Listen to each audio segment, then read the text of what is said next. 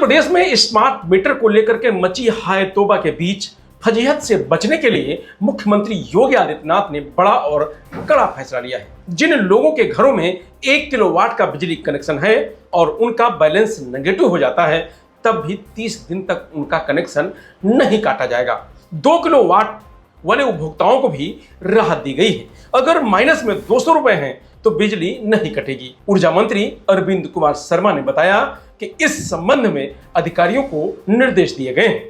इससे छोटे घरेलू उपभोक्ताओं को बड़ी सहूलियत मिलेगी, जो अक्सर आर्थिक तंगी या अन्य कारणों से समय पर बिल जमा नहीं कर पाते हैं। ऊर्जा मंत्री अरविंद कुमार शर्मा ने साफ कहा है कि अगर आपके बिजली बिल में बैलेंस माइनस हो जाए, तब भी 1 महीने तक का पूरा चक्र खत्म होने से पहले आपका कनेक्शन नहीं काटा जाएगा।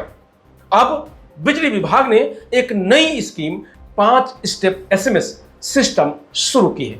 मतलब कनेक्शन कटने से पहले आपको 5 बार एसएमएस करके अलर्ट किया जाएगा और बताया जाएगा कि आप बिजली का बिल जमा कर दीजिए, वरना आपका कनेक्शन काट दिया जाएगा, ताकि आपको समय मिल जाए और बिल जमा कर सकें।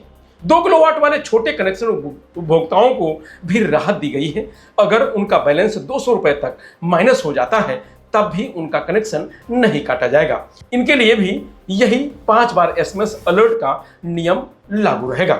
गर्मी को देखते हुए सरकार बिजली व्यवस्था पर खास ध्यान दे रही है। मंत्री ने अधिकारियों को निगरानी बढ़ाने के निर्देश दिए हैं। उन्होंने बताया है कि अब तक प्रदेश में करीब 30 लाख नए कनेक्शन के खंभे लगाए जा चुके हैं और ट्रांसमीटरों की क्षमता भी बढ़ाई गई है। सरकार का कहना है कि अब उत्तर प्रदेश देश में सबसे ज्यादा बिजली सप्लाई करने वाले राज्यों में शामिल हो गया है और इस भीषण गर्मी में लोगों को बिजली की कमी नहीं होने दी जाएगी। बिजली कनेक्शन काटे जाने और कटौती को लेकर लोगों में भारी गुस्सा और आक्रोश है। लोग सड़कों पर हैं और प्रदर्शन कर रहे हैं। दरअसल हाल ही में पावर कॉर्पोरेशन की ओर से नियामक आयोग में एक रिपोर्ट दाखिल की गई थी। रिपोर्ट के अनुसार 13 मार्च से 10 अप्रैल 2026 तक नेगेटिव बैलेंस होने पर 40.27 लाख प्रीपेड मीटर विद्युत उपभोक्ताओं के कनेक्शन काटे गए। इसमें 24.14 लाख ने रिचार्ज किया, 22.21 लाख का कनेक्शन 2 घंटे के अंदर जुड़ गया। इस बीच 1.93 लाख का कनेक्शन 2 घंटे में नहीं जुड़ पाया। अभी तक पावर कॉर्पोरेशन दावा कर रहा था कि तकनीकी कारणों से 2 बार उपभोक्ताओं के कनेक्शन जुड़ने में देरी हुई है, लेकिन उनकी रिपोर्ट ने साफ कर दिया है कि कुल उपभोक्ताओं की अपेक्षा करीब 8% उपभोक्ताओं को रिचार्ज के 2 घंटे के अंदर बिजली नहीं मिल पाई। राज्य विद्युत उपभोक्ता परिषद ने नियामक आयोग में मांग की है कि जिन उपभोक्ताओं को 2 घंटे के अंदर बिजली आपूर्ति नहीं मिली है, उन्हें सरकार तत्काल मुआवजा दे, क्योंकि आयोग के नियमों के अनुसार रिचार्ज के 2 घंटे में बिजली नहीं मिलने पर उपभोक्ता प्रतिदिन 50 रुपए के हिसाब से मुआवजा पाने का हकदार होता है। ऐसे में आयोग अपने नियम का पालन कराए और उपभोक्ताओं को भुगतान दिलाए। उन्होंने यह भी कहा है कि पावर कॉर्पोरेशन ने कहा है कि कोई उपभोक्ता मुआवजा नहीं मांगा है।